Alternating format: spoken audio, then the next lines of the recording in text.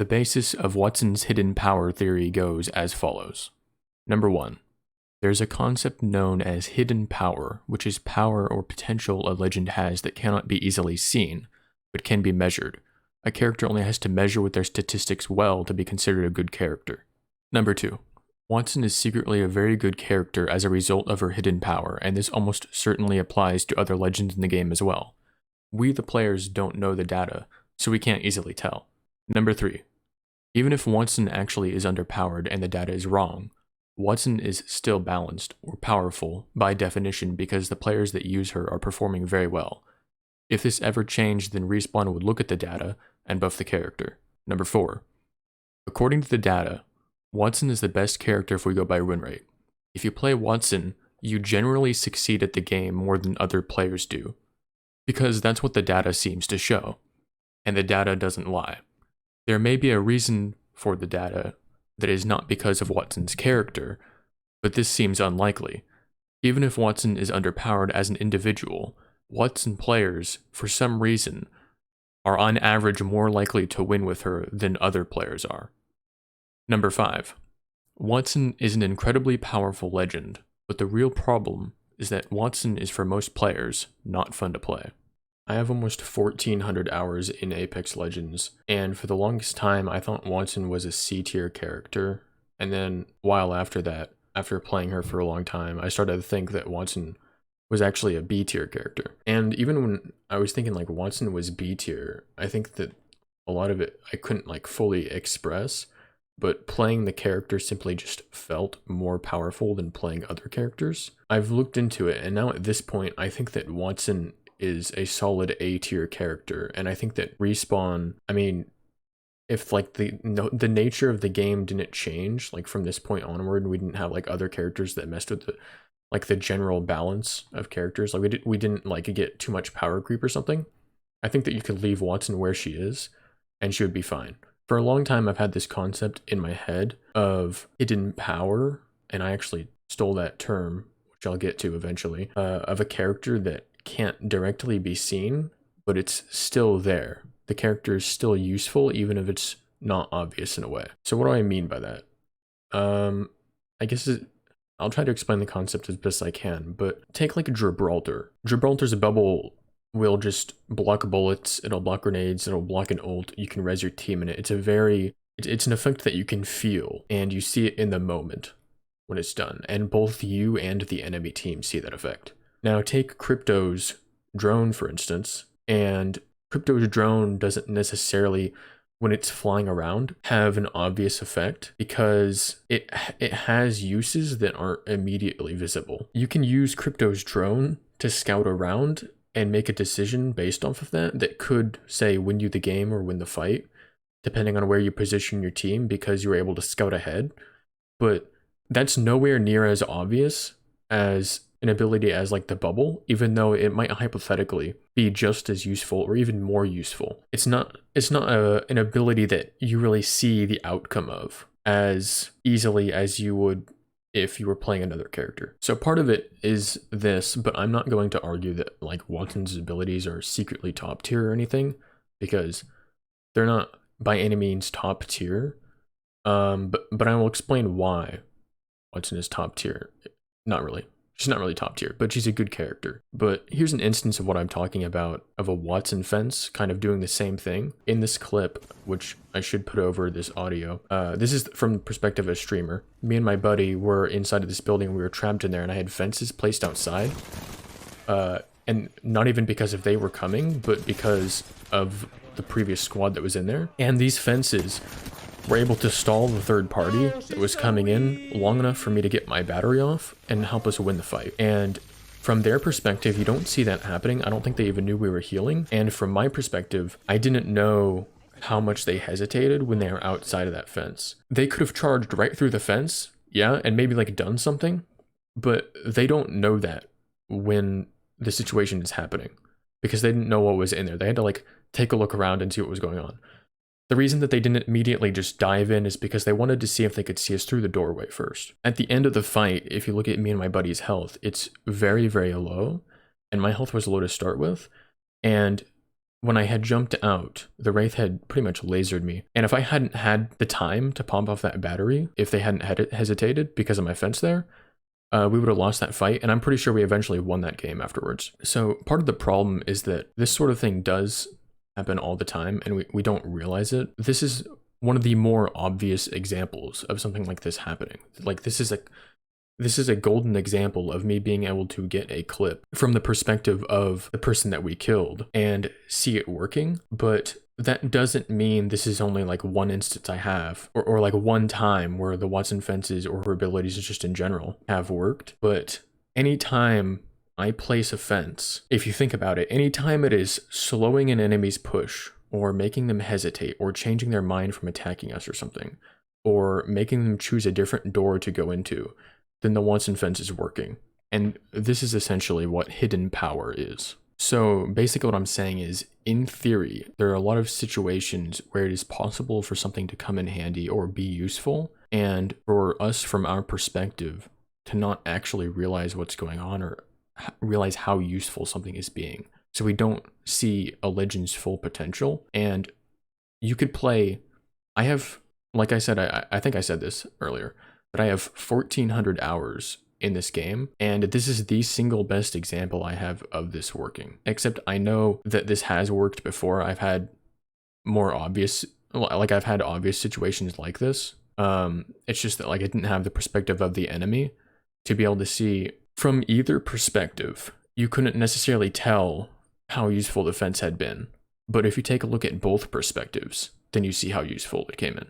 So part of this theory is essentially that we don't understand this particular legend's full potential, and I think that this might also be the case with various other legends, but I wouldn't know because I guess I don't have the data. Like, I'm going to go through the data that Respawn has shared with us about Wattson because she's been kind of controversial, but a big part of this theory is essentially the more intelligent you are, the more knowledge you have about the game, the more you're going to know what legends are good picks.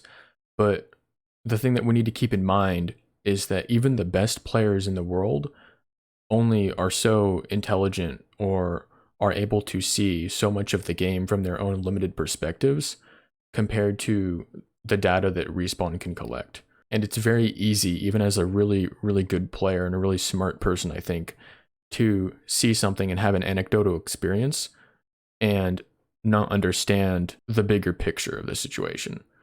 And even here's another part of it is you don't even see a lot of the Wattson character, like just as a character, you just don't see very much of her. So it's hard to tell like what impact she's really having on the game as an individual player. But essentially, we should expect to see players that understand the game more to have higher MMR, like just generally speaking, and players that understand the game less to have lower MMR.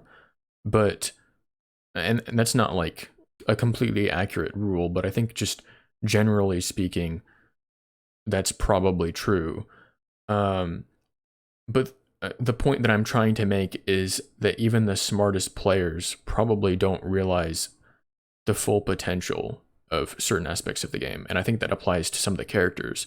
I think it applies to Wattson, and I think it probably applies to other characters as well. But I don't know who those would be because, like I said, I don't have the data. So like, let's pretend that just humans as a species were 300% smarter than they currently are, just in general, like all of us. And we were playing Apex, right? I think that it's reasonable to assume that the way that the game would be understood and played would be vastly different than our current flawed understanding.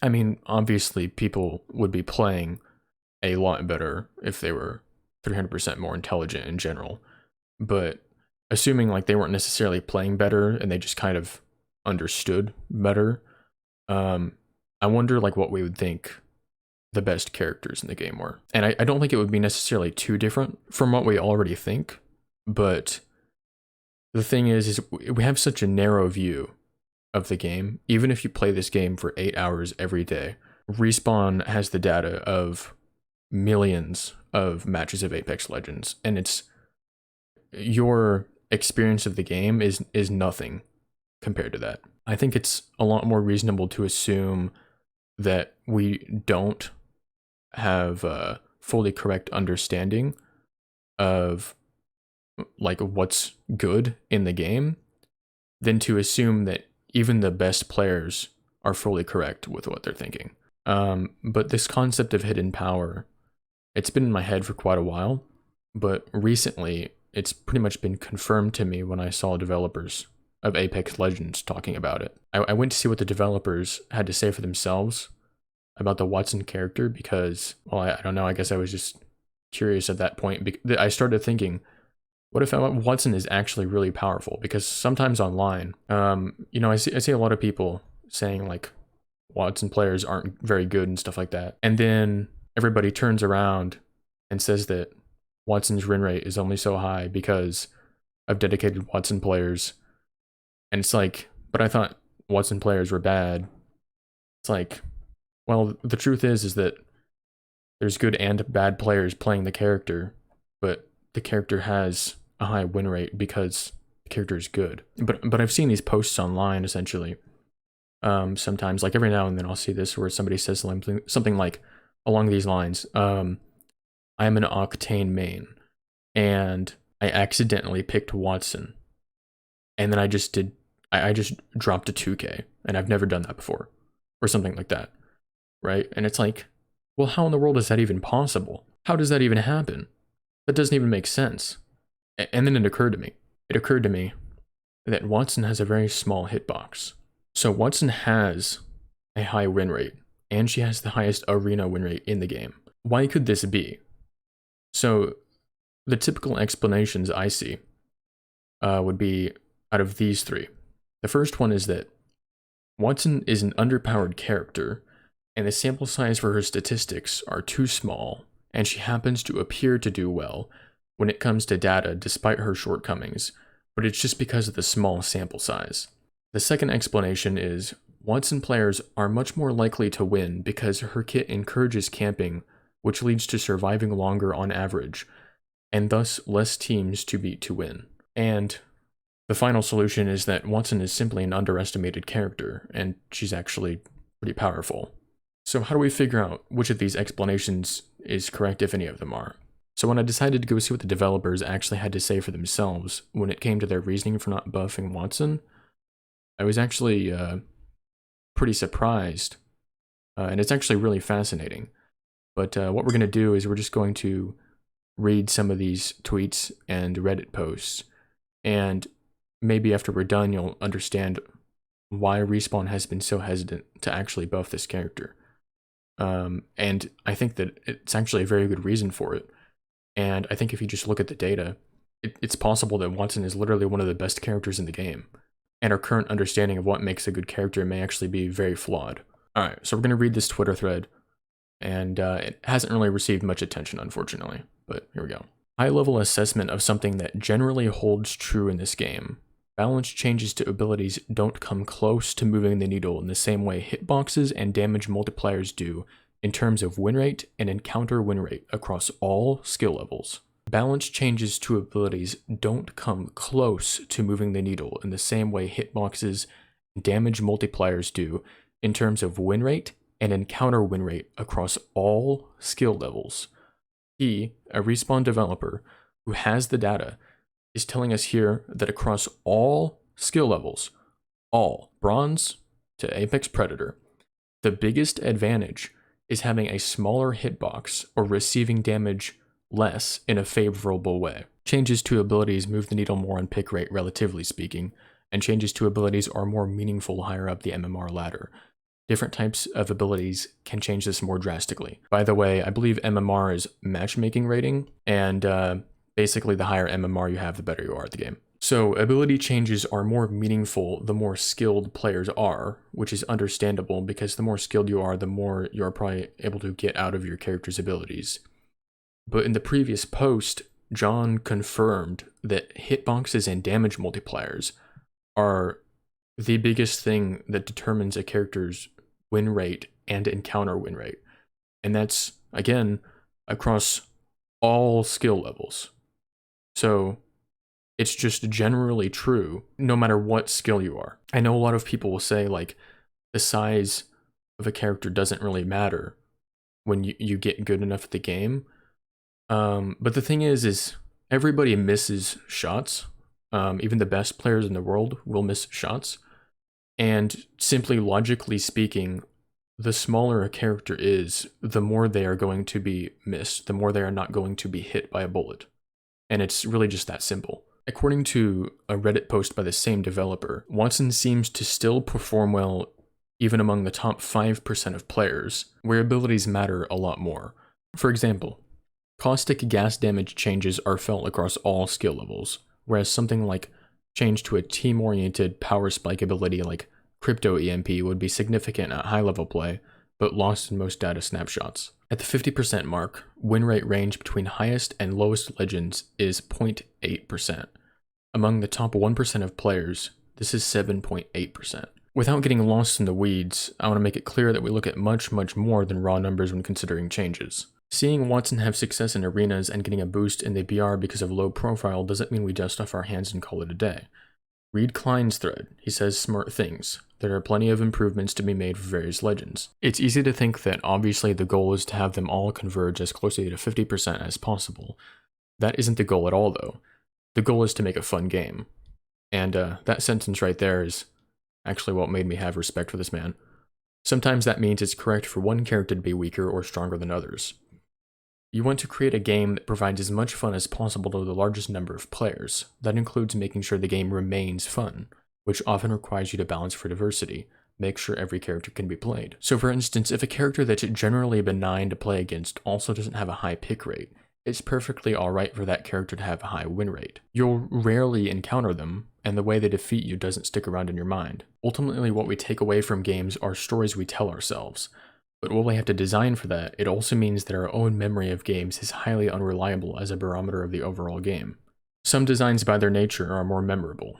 Dying to caustic traps or a Revenant Octane double ult push sticks around in your brain way longer than dying because a Crypto scouted you from the air and allowed his team to push you. If you kept the drone away enough that you never got scanned, chances are you won't even be able to attribute your deaths to Crypto's skills. It'll just be, oh, this team got the jump on us, whatever, but Crypto's real power won them that fight. Meanwhile, if 9 out of 10 Revtane ult pushes fail and end with the Revenant Octane team dying, the 1 out of 10 that succeeds and kills you will absolutely stick around in your memory. You saw them flying through the air, you killed them once, taking a bunch of damage, then you see them flying through the air again and they kill you. How's that fair? It's fair because of the other 9 times they tried it and died. It's fair because we see millions of games of Apex and things average out. So here's my theory on Wattson. She is immensely powerful, but almost all of her power is invisible. Obviously, she has this small hitbox, and we took off low profile. That already puts her into a class of super powerful legends alongside Wraith and Lifeline. And I want to stop for a second. It's interesting to me, he puts Lifeline into the class of super powerful legends.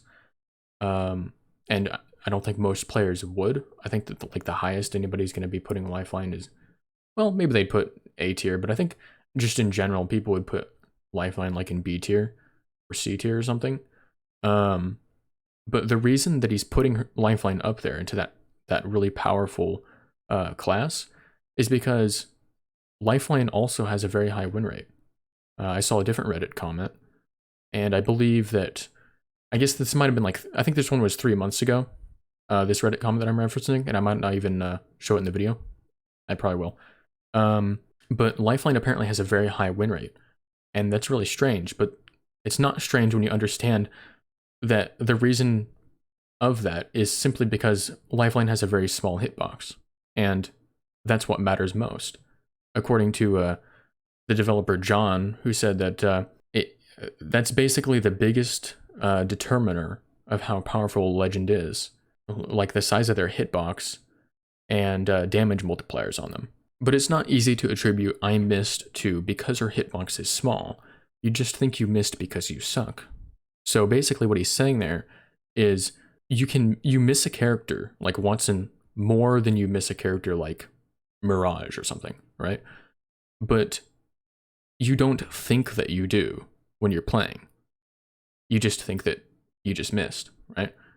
But the truth is that you miss Wattson far more than you miss Mirage because Wattson is smaller. There's less of her to hit. And maybe the more skilled you are at the game, you're going to obviously not be missing as much. But the fact remains is that you're going to miss smaller targets more than you're going to miss larger targets. And the thing is that the more commonly useful an ability is, or just something about a character is, just the more useful it is, right? And a character's hitbox is in a way a passive because it's just constant. So it's always like that. So it's always useful. It's incredibly useful. It's it's the character's most powerful ability. And that's what the developers are saying here. Next, so much of her fence power, even when they don't slow, is in denial.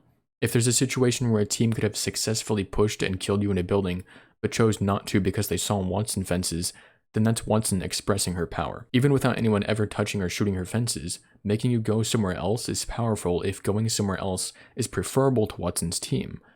But you can't remember what didn't happen. The fact you didn't kill her because you chose not to push through fences cannot be experienced and remembered as viscerally as Revenant and Octane flew at me twice.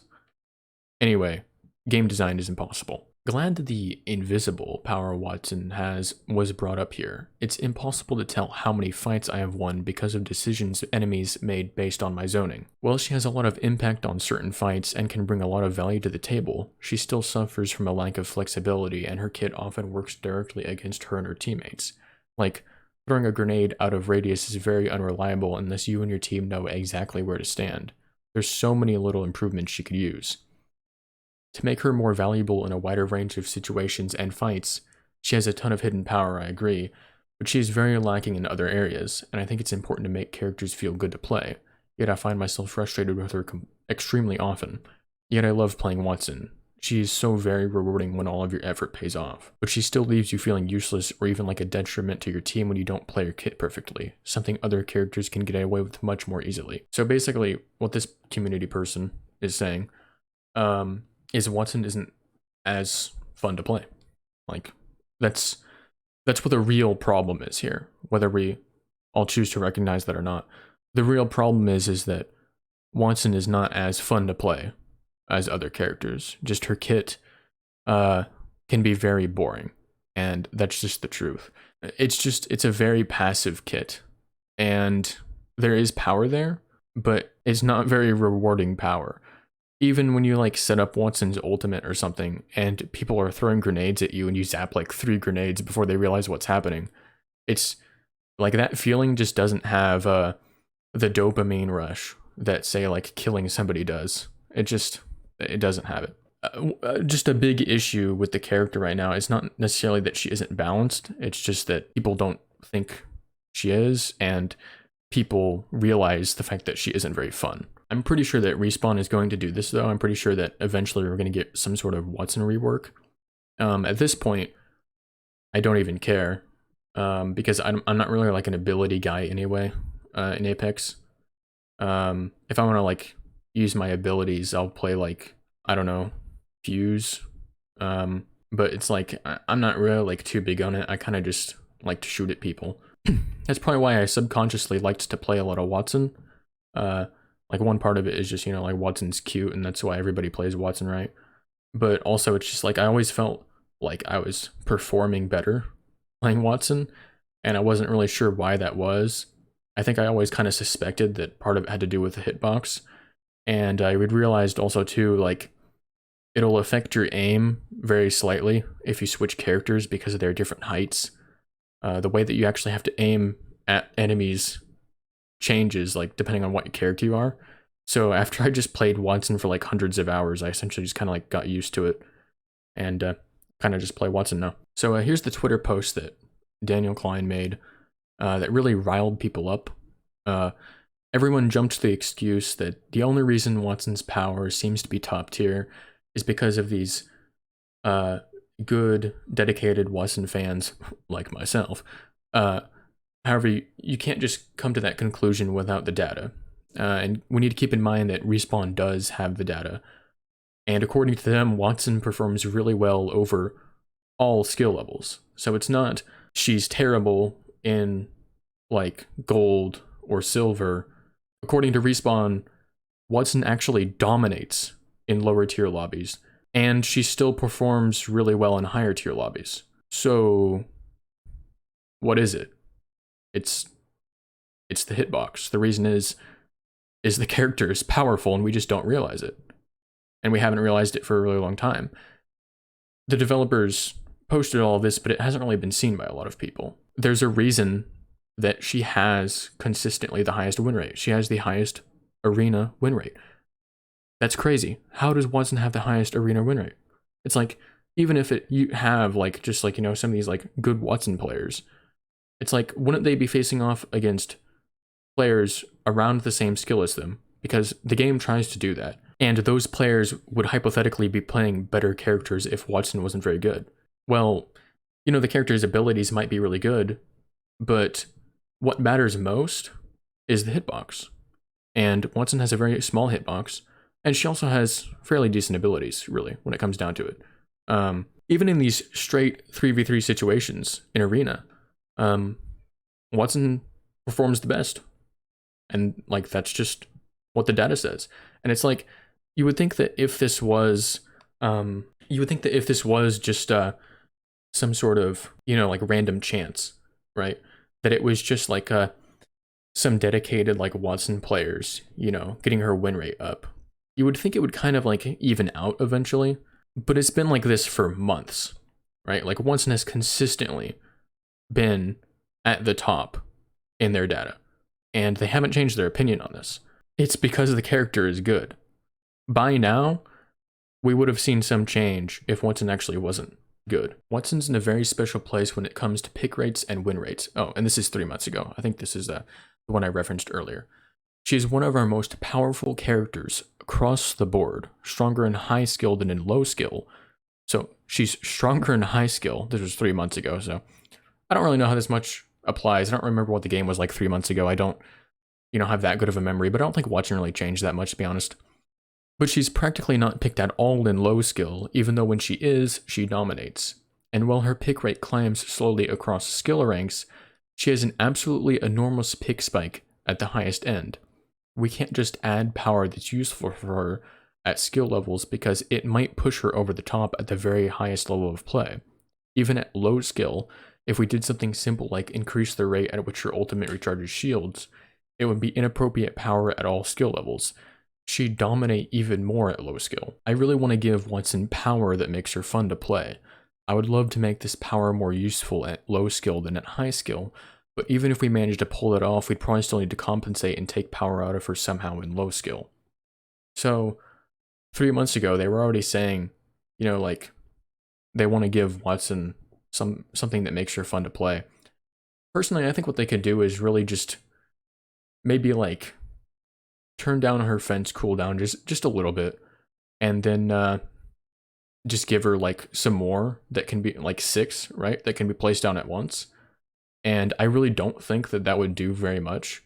And you know, they probably like have tested stuff like that. They're probably testing it, so I don't really know like what the actual result of that would be.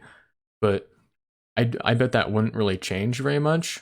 But I bet people would think that it changed a lot, and I bet more people would play Wattson. And just as somebody that's played Wattson quite a lot, I just don't think that would do very much, to be honest.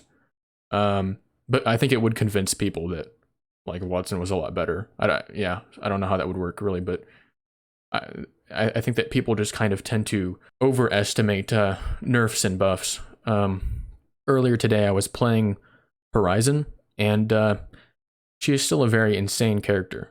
Like, the first drop I did with her is I just used my Q and got to a location that I could snipe from and wasn't reachable.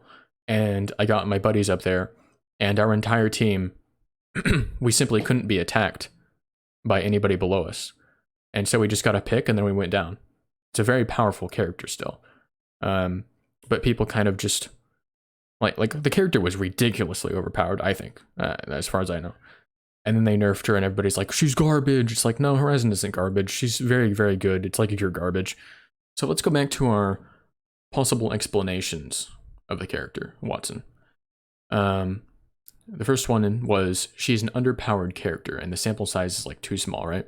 It certainly doesn't help that the sample size is smaller, but we can't just draw any conclusion we like because we don't see the obvious power in Wattson. Moreover, the data does show her performing well consistently, according to developers, in winning and in her encounters. In individual encounters, Wattson has a good chance to win, right? Like, it's not just this character camps. It's when Wattson gets into an encounter, she wins more than any other legend, like very slightly, but she does it, right? That's kind of crazy. I don't think it's just random chance that like Wattson's data just like isn't accurate or something. This game has millions of players. There's a lot of Wattsons. I think that, like I said earlier, the data would have changed by now. Like it would have evened out or something. There are legends with pick rates similar to Wattson, and they just don't perform as well, right? Like why? Like if it's just good players playing Wattson, it's like, okay, that sounds kind of ridiculous that all of the good players that can carry a character are picking Wattson, though I understand because she is cute. But like, what about Mirage? Like, where's all the good Mirage players that are carrying his win rate really high? It's like Mirage isn't the most picked legend in the game exactly. So it's like by that theory, like you probably should be able to like have a higher win rate with legends that are played less, but that doesn't really seem to be the case. Though then again, it's not like I have, again, like actually looked at this data, but I assume, I guess, that Mirage doesn't. Or I think that like Rampart needs buffs, but like the developers aren't coming out and saying, well, you know, Rampart's win rate is really high, or her encounter win rate is really high. And the reason is because I bet it's not as high as they would like. It's because, I mean, her abilities aren't as good as other characters, but she's also kind of just like a medium-sized legend. The second explanation was that Wattson players are simply just more likely to win, generally speaking, because her kit just encourages camping, which leads to surviving longer on average, and thus less teams to beat to win. This hasn't necessarily, I guess, been disproven, but the fact remains that it seems to show that when you play Wattson, you'll do better. Like even just in her encounters, her encounter win rate is supposedly like really high, and even like in arenas, she has the highest arena win rate. It's like, guys, there is a pattern here, and we need to stop pretending that like there isn't a reason behind this now. Our last explanation was simply that Wattson was an underestimated character, and I think that it's the most likely. I think that Wattson's hitbox combined with her decent ultimate and her, you know, alright abilities, give her a lot of potential. But like as we know, the hitbox or your character's damage multipliers that they receive matter a lot more than their actual abilities. And that just does make sense because you get shot at more than anything in this game. So if you have an advantage being shot at, then you just kind of have an advantage in general. All I'm doing is following the limited data that Respawn has given us. The only reason they've given us this data is because everybody's so mad about Wattson that I think they feel like they kind of have to explain their reasoning in a way that they don't with other characters. I think that the data that Respawn has is a lot more valuable for determining a character's power than any player's anecdotal experience or opinion gets. Like, no matter how good that player is, they don't have the ability to sift through the details of millions of Apex Legends matches like Respawn does. Even somebody that plays for a living, that like streams on Twitch and plays 12 hours a day, their perspective is very limited, and it doesn't help that Wattson isn't high pick rate or a legend because you can't see her as much, right? Like, so you don't see the effect. What you usually see is a video of some streamer running through a lobby and destroying everyone in his path, regardless of what character they're playing. And often it'll just be like, oh, so that's what a Wattson player looks like. It's like, well, Wattson sucks. It's like, then why does she have such a high win rate? Again, it's like, I think that the explanation that she just has like cool people like me playing her and absolutely skyrocketing her win rate. I think that there's good and bad players for every character, but I think that there's so many players in this game. Like I don't see it like the data not evening out over time. Like why for months has Wattson had this high win rate? You would just think it would have changed at some point. And again, just the developers say themselves, the biggest thing that seems to determine a character is just power. Like, I guess, what did he say? Like moving the needle. It is the character's size. And that's just that. It's like, out of any ability in the game, having a small hitbox is the best one. And I guess at the end of this, I would just like to take a second. And if like any developer of Apex was watching this, I would like to apologize, especially somebody like Daniel Klein, because I, for one, have definitely said a lot of really mean things, that was just not right, and I was wrong. And I think it was stupid of me to just assume that I had a better understanding of the game than the guys who work on the game and have the information. And also, at the end of the day, it is just a game. It's not really something that I'm proud of to get mad about like I do often.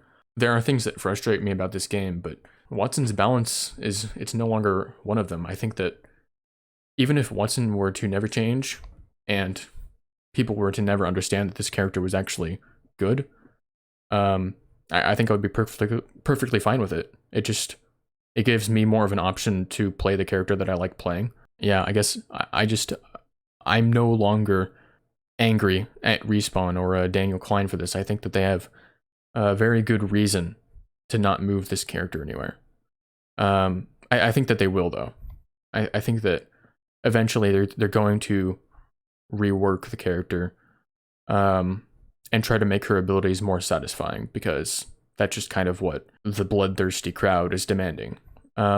It's the real problem is simply that for a lot of people, and myself included at times, but then I just kind of like play a different character now. You know, when I want to like do a lot of ability things, I just play a different character. But for a lot of people, Wattson simply isn't a fun character to play. But it's just, I don't think that you get to look at data and come up with an excuse for it and be like, actually, this data is wrong and I'm right. It's like, well, according to the game, for some reason, Wattson is literally the best character. And you know, it's probably not like 100% accurate, but we at least know enough to know that Wattson is a decent character, right? And that's just kind of what they're trying to do, I think. So anyway, like I said, sorry to Respawn, sorry to Daniel Klein, and thank you for making this game, and thank you for trying to make it fun. And I guess I hope that people will see this video, if I do make it, and come to understand that Wattson's actually pretty decent legend. So, stop making fun of me.